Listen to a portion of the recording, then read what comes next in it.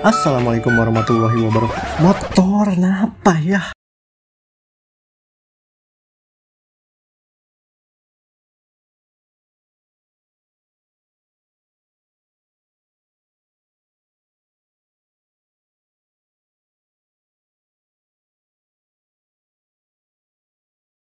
Assalamualaikum warahmatullahi wabarakatuh. Halo semuanya, kembali lagi bersama saya Jofari Gentara Putra di channel Pemula IT tentunya.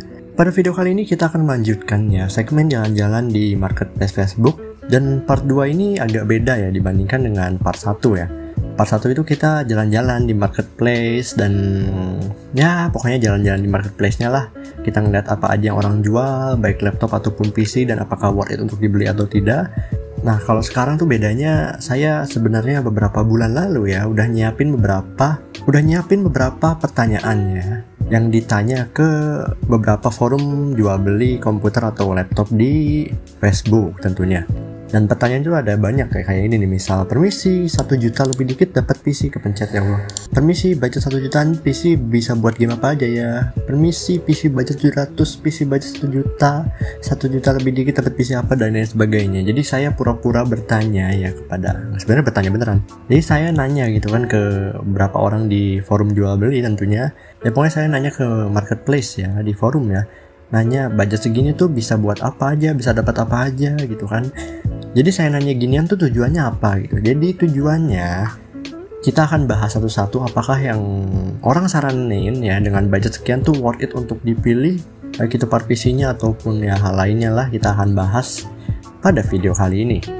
Oke, langsung saja, saya udah nyimpan ya beberapa pertanyaan saya di saved items di Facebook. Ini sebenarnya pertanyaan udah lama banget ya. Lihat ini 19 Desember 2021 dan sekarang bulan Mei ya 2022. Dan saya baru buat videonya sekarang gitu kan. Lama banget sebenarnya. Oke, yang pertama, budget 1 jutaan kata nih orang, kita dapat Athlon X2, motherboard nggak dikasih tahu apa, RAM-nya 4GB, SSD yang segini 120 sama casing plus PSU Magix. Ya, saya langsung berani bilang ini tidak worth it ya. Kenapa? Karena dengan 1 jutaan itu sebenarnya kalian bisa dapat VGA card ya kalau kalian milih part-partnya yang lebih hemat tentunya. Dan sebenarnya ini menurut saya ini nggak nyampe 1 juta ini harusnya ya. Ini orang lumayan mesti ngambil untungnya. Dan kenapa saya bilang gitu? Karena ya gini, kita bahas satu-satu ya. Untuk Athlon X2, di sini saya nebaknya Athlon 2 X2 ya. Athlon 2 X2 dengan soket AM2 Plus ataupun AM3. Nah, Athlon 2X2 245, 240 dan seri-serinya itu ya harganya kira-kira paling 40.000 sampai 60.000 lah, sekitar segitu. Lalu untuk motherboardnya, anggap saja ini motherboard yang masih bagus ya, dan masih on board tentunya karena nggak ada VGA cardnya. Motherboardnya kira-kira mungkin ya harganya sekitar, karena udah ada DDR3 berarti yang AM2 Plus atau AM3 ini harganya mungkin sekitar 250.000 ya, kita anggap saja segitu. Lalu RAM-nya 4GB, mungkin single channel ya. Ini dengan harga 160.000. Udah berapa tuh tadi? Udah 400.000 ya, udah 400.000, 460.000. SSD-nya anggap saja Midasforce 120GB. Midasforce tuh 200.000-an, ditambahin tadi berarti 620.000. Anggap saja casing plus PSU 200.000-an lah, 200 sampai 300.000. Ya totalnya kira-kira 800 sampai 900.000-an. Ini orangnya ambil untung 200.000.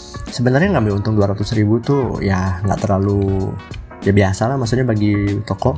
Tapi yang saya sayangkan di sini tuh komponen yang disarankan oleh orang ini tidak worth it ya. Karena dengan harga 1,1 juta sebenarnya kalian bisa dapat komponen yang lebih worth it lagi dari ini. Dan kira-kira apa saja sih yang worth it di harga 1 jutaan? Teman-teman bisa cek videonya di kanan atas ya, saya pernah jelasin ya soal hal ini ya, tentang komponen apa saja yang worth it untuk dibeli di harga 1 jutaan ya. Teman-teman bisa cek videonya di kanan atas. Oke, jadi kesimpulannya untuk rakitan yang Mas Jerry ini sarankan, saya kurang rekomendasikan. Kenapa? Karena itu tadi ya, dengan harga segini kalian bisa dapat komponen yang lebih baik, ditambah udah dapat VGA card dan tentunya lebih mantep performanya untuk gaming dan lain sebagainya. Oke, lanjut saja ya, kita langsung ke yang kedua. Cuman 2 ya. Oke, yang kedua ini Mas Alha ini menyarankan Mobo Asus H61 tapi pakai prosesor G2020 Pentium generasi ketiga berarti ya Ivy Bridge. Lalu RAM-nya 4GB DDR3 pastinya. Lalu VGA-nya di sini kita nggak tahu VGA-nya pakai apa. Lalu pakai harddisk 320GB. Dan mungkin mas-mas ini jual sekitar harga 1 sampai 1,1 jutaan ya. Mungkin 1 juta lebih dikit gitu lah. Dan apakah worth it untuk dibeli? Kalau misalnya VGA pakai GT 430 atau GT berapa mungkin ya? 610, GT apalagi GT berapa ya, pokoknya Nvidia seri GT di bawah GT 600 series tuh bisa dibilang ini worth it untuk dibeli karena emang harganya segini. Jadi kenapa worth it? Karena emang 1 jutaan tuh dapetnya kayak gini gitu, nggak kayak yang ini. Kalau yang ini kan harganya kalau dirakit sendiri tuh kurang dari 1 juta dan performanya sangat kurang banget ya, karena masih pakai VGA onboard dan tidak ada VGA tambahan. Nah kalau yang ini ya memang kalau dirakit harganya mungkin mirip-mirip segini, paling 1 juta kurang dikit. Yang disayangkan ini kita nggak tahu ya VGA-nya VGA apa, jadi saya nggak bisa langsung mastiin ini beneran pas atau beneran worth it untuk dipilih sebagai PC rakitan 1 jutaan ya. Tapi kalau misalnya VGA-nya ini GT 430, menurut saya ya worth it ya, karena ya memang 1 juta dapatnya kayak gini gitu kan. Ya kalau lebih jelasnya teman-teman bisa lihat video di kanan atas ya, saya pernah jelaskan soal ini juga. Oke, cuma 2 ya. Kita langsung saja ke yang selanjutnya. Permisi, budget 1 jutaan bisa buat game apa aja ya? Mas Angga Hermawan, maksud mas apa ya? Jangan mas kira 1 jutaan tuh cuma bisa buat game kroco kayak gini. Maksudnya game ringan banget ya ini. Mas jangan salah nilai gitu. Nggak semua PC yang harganya murah tuh nggak bisa buat apa-apa gitu mas. Tergantung kita milihnya komponen apa dulu gitu. Kalau kita milih komponen yang pas, walaupun harganya murah juga kita bisa dapat performa yang oke gitu. Jangan mas kira yang harganya murah tuh nggak bisa ngapa-ngapain, jangan salah ya mas. Makanya ada pemula IT gitu yang ngebahas soal komponen kere-kere yang masih worth it untuk digunakan gitu. Ya gitulah mas pokoknya. Oke. Lanjut ya. 1 jutaan, saya agak kesal sebenarnya yang ini. Kenapa VGA 1 GB nggak dikasih tahu VGA-nya apa? Kan bisa aja VGA GT 210 gitu kan, 1 GB juga itu. Itu nggak worth it kalau dipilih. Terus naon ini DDR 250 GB teh naon opo? A few moments later. Oke, kita langsung saja yang ke yang PC budget 700 ribuan dapat spek apa aja dan bisa apa aja ya. Oke. 700 ribuannya berarti ya di bawah 1 juta ya. Ya iyalah. Oke, CPU 8,5 mirip-mirip lah sama 700 ribu, nggak apa-apa kita akan bahas. CPU only X Farm, wow. Bentar, WoW kan World of Warship, TBC apaan? Kalau yang tahu TBC boleh komen di bawah, saya nggak tahu. Oke, di sini pakai ASRock FM2 A68 chipsetnya, lalu prosesornya pakai APU ya, A4000 paling A4 berapa sih lupa saya. Lalu onboardnya A4 ya 7480D. Lalu RAM-nya 4GB, pastinya udah DDR3. Lalu HDD-nya 160GB, casingnya ada Zumba. Sebenarnya dengan harga segini ya, kalau dapatnya A4 bisa dibilang ya emang harganya segitu. Kalau ditotalin harga normalnya emang bisa dibilang segitu sih. Tapi ya menurut saya kalau rakitan PC kere-kere dengan harga segini ataupun 1 jutaan tuh saya lebih menyarankan Intel ya, karena beberapa komponen Intel itu cenderung lebih murah ya dan performanya lebih di atasnya dibandingkan AMD. Dan dengan harga yang lebih murah dari AMD tadi ya otomatis ya ada kembalian kan kalau kita milih Intel gitu. Dengan kembalian itu kita bisa nabung-nabung buat beli VGA card tentunya. Ya soal ini kita akan bahas di video lain kali ya. Saya akan bahas soal kenapa saya lebih milih Intel dibandingkan AMD untuk rakitan PC kere-kere. Jadi memang bisa dibilang dengan harga segitu ya dapatnya emang kayak gini.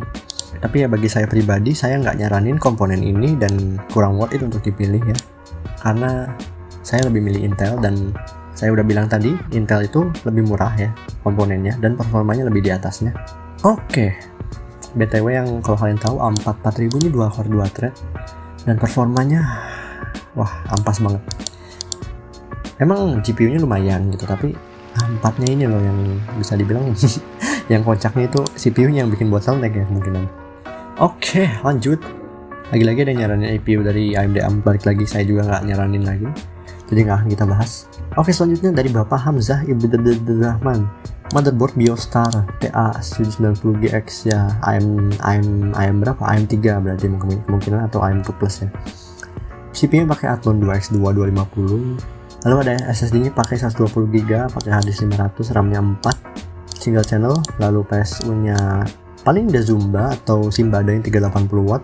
Lalu sama casing dan VGA card-nya, wah assassin dong, yang GT220 1GB DDR3 18 bit. Assassin ini saya agak ragu ya, ini setahu saya VGA card Assassin ini ngejual yang baru-baru ya, kayak kalau nggak salah ada GTX 750 Ti ya, tapi saya nggak tahu, yang tahu boleh komen di bawah. Jadi ya kemungkinan nih VGA cardnya yang baru mungkin di harga sekitar 300 ribuan ya. Oke, kita akan bahas satu-satu ya. Apakah dengan harga segini worth it untuk dipilih? Tentu saja tidak.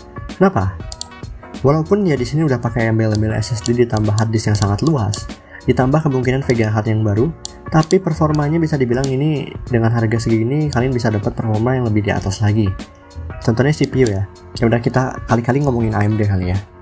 Untuk dengan harga 1,5 ini kalian bisa dapat CPU yang mungkin Athlon X4 845. Itu CPU yang menurut saya sangat spesial ya. Nanti kita akan bahas kenapa CPU itu sangat spesial. Tapi kemungkinan kalian jarang tahu ya soal AMD ya. Jadi kita akan bahas pindah dulu ya ke Intel mungkin ya. Ya dengan harga segini kalian bisa dapat Intel, mungkin Intel generasi kedua ataupun ketiga, yaitu Intel mungkin i3 3220 atau i3 ya 2100 lah. Paling mentok ya Pentium G20 2030 2050 ya, pokoknya Pentium generasi ketiga. Lalu SSD sama hard disk anggap saja biarin segini. Ini kira-kira harganya sekitar, totalnya dua-duanya mungkin sekitar 400 sampai 500 ribuan ya.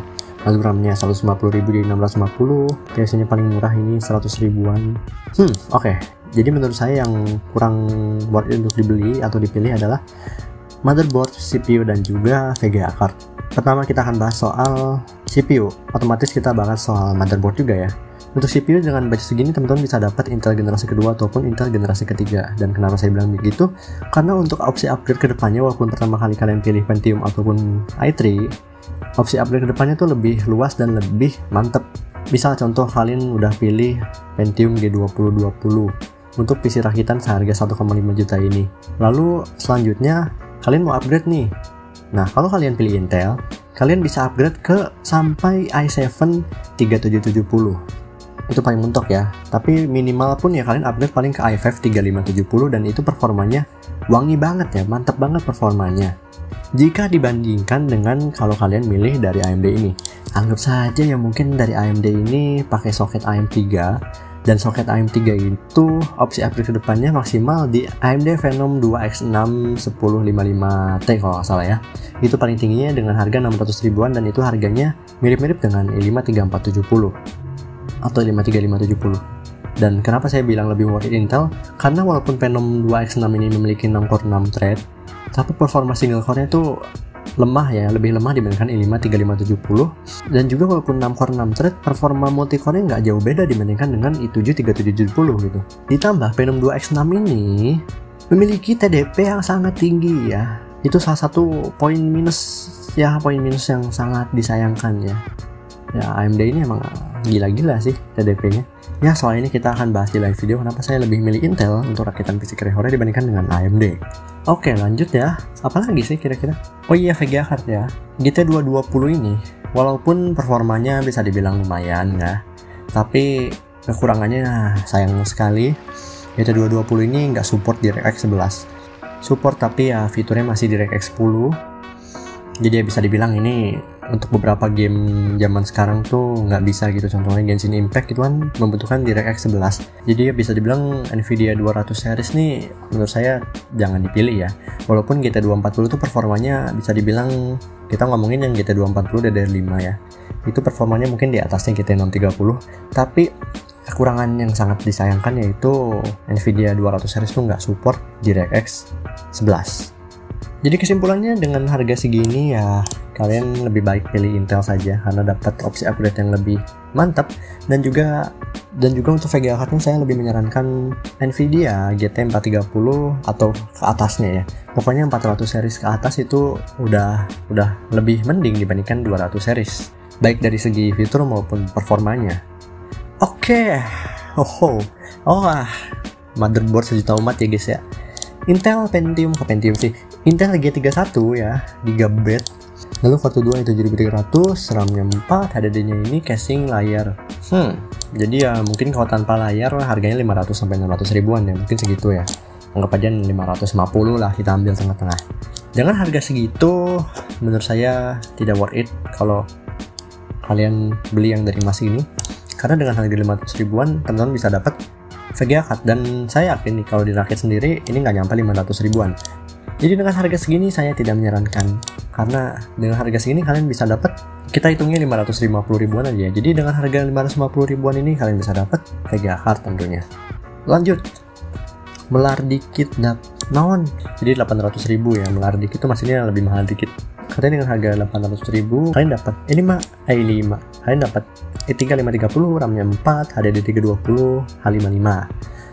Oke, tentu saja ini tidak worth it kan. Dengan harga segini tentu saja kalian bisa dapat VGA card. Tapi ya dengan catatan, kalian jangan pilih komponen motherboard dan CPU-nya, kalian jangan pilih. Karena gampangnya Intel generasi pertama tuh tidak worth it untuk kalian pilih. Ya saya akan bahas sedikit aja di video ini. Kenapa H55 itu tidak worth it untuk dipilih? Karena nanggung ya dengan harga. Karena ya dengan harga motherboard yang mirip-mirip dengan H61 ya tentu saja kalian harusnya milihnya H61 dibandingkan H55.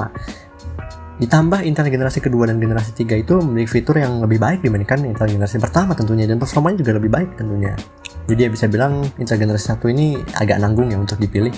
Tapi kalau kalian rakit sendiri dengan pakai komponen yang sama kayak Mas Kevin ini, ya bisa dibilang 800 ribu kurang dikit itu emang bener harganya segitu. Jadi ya intinya kalau kalian rakit yang dari Mas Kevin ini ya emang harganya segini gitu kan. Oke, kita lanjut ke yang terakhir aja deh. Ini yang mana? 700 ribu ya. Sekarang kita coba PC budget 1 jutaan plus speknya. Ini dia, the last of the last. Untuk mempercepat durasi ya, tadi kan saya udah bilang harga 1 jutaan tuh kalian bisa dapat VGA card ya. Jadi yang pakai onboard kayak gini kita akan langsung skip saja. Akhirnya mungkin ini menjadi penutup untuk video kali ini ya. 1,5 mas ini jual tapi nggak ada monitor katanya. Oke.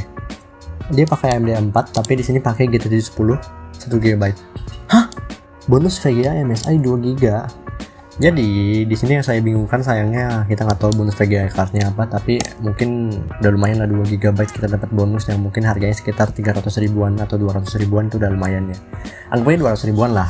Oke, 1,5. Untuk prosesor dia pakai AMD 4 6300, soketnya FM2 pasti ya. Lalu pakai GeForce GT 710 1 GB. Kemungkinan kita nggak tahu nih yang DDR3 atau DDR5, tapi ya mungkin harganya beda-beda dikit. Setahu saya yang DDR3 sama DDR5 mungkin sekitar 100 ribuan bedanya. Jadi anggap saja yang DDR3 atau DDR5 ya no matter lah. Lalu selanjutnya RAM-nya 6 GB DDR3, PSU 750 watt. Kita nggak tahu mereknya apa, tapi 750 watt tuh lumayan tinggi ya. Mungkin mereknya lumayan lah, kita anggap aja itu. SSD-nya 120, nggak ada HDD. Bodi besi komplit, maksudnya pakai casing yang besi yang bagus, mungkin bonus kipas lampu. Maksudnya fan yang ada RGB gitu ya. Bodi besi komplit, bla bla bla, keyboard, headset GM150 dari DBE tentunya. Dengan harga segini dapat VGA MSI 2 GB, bisa dibilang kalian untung sekitar 200 ribuan. Tapi tentu saja dengan harga segini kalian bisa dapat yang lebih wangi dibandingkan menggunakan AMD dan GT710 ini. Kenapa? Dengan harga sini kalian bisa dapat lagi-lagi Intel generasi kedua ataupun generasi ketiga yang udah dibilang tadi ya, performa untuk opsi upgrade dan performanya jauh lebih di atasnya ini. Dan ini pakai FM2, dan FM2 tuh ya maksimumnya 4/4 thread setahu saya, dan ya itu kurang banget bisa dibilang. Untuk opsi upgrade kedepannya ini jelas lebih kurang dibandingkan dengan Intel. Lalu untuk GT710 ini, VGA card yang bisa dibilang VGA apa ya sebutannya? Kata Bang Alfa Jonathan mah ini VGA 2D ya. Karena performanya untuk rendering 3D katanya ampas banget, dan emang bener ya. GT710 ini walaupun 700 series ya, yang bisa bilang fiturnya udah di atas yang 600 tentunya, 400 tentunya, tapi performanya masih kurang dibandingkan dengan GT430 aja, masih menang GT430 ya. Apalagi GT630 atau GT440 ya, itu jauh di atasnya ini tentunya. Ya teman-teman bisa lihat deh, banyak review orang VGA card ini, dan bisa bilang ini VGA yang, maaf ya Nvidia, saya bilang Vega card ini ampas ya, bisa dibilang.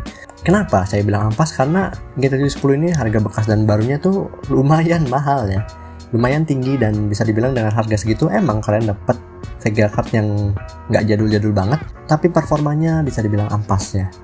Oke, untuk yang lainnya bisa dibilang dengan harga segini kalian bisa untung ya, karena bisa dapat bonus Vega card dan kalian nggak perlu ngapa-ngapain lagi. Kalian udah dapat keyboard, mouse, tambahkan headset yang lumayan nih, harganya 100 ribuan. 100 berapa sih IGM 150 itu saya lupa. Ya pokoknya udah lumayan nih dapat bonusnya. Ya kalian nggak perlu pusing mikirin yang lain lagi, karena ini udah paket lengkap ya, kecuali nggak ada monitornya ini. Tapi ya lumayan lah. Tentu saja balik lagi yang namanya rakit sendiri tuh pasti lebih untung ya. Jadi tujuannya videonya apa gitu kalau ujung-ujungnya rakit sendiri lebih untung?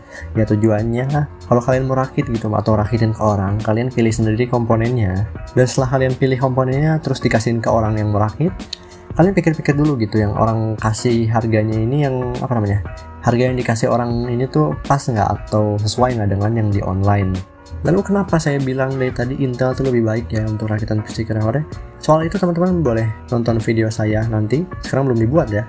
Jadi saya nanti akan bahas kenapa rakitan PC Krehore itu lebih baik menggunakan Intel dibandingkan dengan AMD. Faktornya banyak sekali ya, saya udah nemu dan udah tahu ya beberapa faktornya yang bikin Intel itu lebih worth it untuk dipilih dijadikan rakitan PC Krehore dibandingkan dengan AMD. Oh iya, sebenarnya setelah kita lihat tadi beberapa yang orang saranin dengan harga 1 jutaan tuh, saya nemuin sebuah kegregetan, apa sebutannya, pokoknya why gitu, dengan harga 1 jutaan nih kenapa orang-orang banyak yang menyarankan komponen yang bisa dibilang tidak worth it untuk dipilih. Ya sebenarnya dengan harga 1 juta ini ya teman-teman bisa dapat yang lebih mantap ya dibandingkan dengan yang orang-orang saranin ini atau yang orang-orang jual ini, kalau kalian bisa manfaatinnya dengan baik gitu kan. Bingung aja gitu kenapa nggak ada orang yang ngejual di harga segini tuh yang bisa dibilang yang worth it atau manfaatinnya yang bener-bener lah gitu. Kita ngomonginnya nggak yang di Facebook doang ya, saya banyak lihat di toko ataupun ya di marketplace maupun Facebook ataupun Tokopedia ataupun Shopee dan lain-lain yang jual PC rakitan tuh pilihnya komponen yang bisa dibilang sayang banget gitu, greget kenapa mas ini pilih komponen yang kayak gini. Kasihan orang awam yang nggak ngerti gitu kan, yang nggak ngerti tentang soal PC. Tapi yang balik lagi sih orang awam juga belum tentu peduliin soal ini gitu kan, yang penting bisa dipakai alhamdulillah gitu kan. Ya bingung lah pokoknya. Nanti boleh kita diskusinya di bawah. Oke teman-teman, mungkin cukup sekian saja yang dapat saya sampaikan soal jalan-jalan kali ini. Dan setelah saya jalan-jalan di Facebook ini, mungkin saya akan jalan-jalan di Tokopedia. Kita akan lihat beberapa rakitan PC kocak gaming ya. Kita akan lihat beberapa rakitan PC yang udah jadi dan apakah itu worth it untuk dipilih ataupun tidak. Dan jika kalian bingung gitu kan, saya ngoceh kenapa 1 jutaan nih banyak yang worth it, teman-teman bisa tonton video saya di kanan atas ini. Saya udah kasih tahu 3 kali berarti sama sekarang, bahwa 1 jutaan tuh kalian bisa dapat performa yang lebih baik tentunya kalau kalian milih komponen yang saya sarankan di video pojok kanan atas ya. Kalian boleh tonton videonya, dan mungkin saya nanti akan buat video beberapa rekomendasi rakitan PC di harga 500 sampai 3 jutaan ya. Oke teman-teman, terima kasih telah menonton video ini sampai akhir. Jangan lupa subscribe untuk mendukung terus channel ini supaya lebih mantap dan makin mantap. Jika kalian suka boleh tekan tombol like. Jika kalian ada pertanyaan boleh komen di bawah. Jika mau request juga boleh komen di bawah. Mohon maaf jika ada kesalahan dalam penyampaian informasi ataupun kesalahan kata. Terima kasih teman-teman. Sampai jumpa kembali di channel Pemula IT di konten-konten berikutnya. Saya Jova Dingendra Putra pamit undur diri. Wassalamualaikum warahmatullahi wabarakatuh.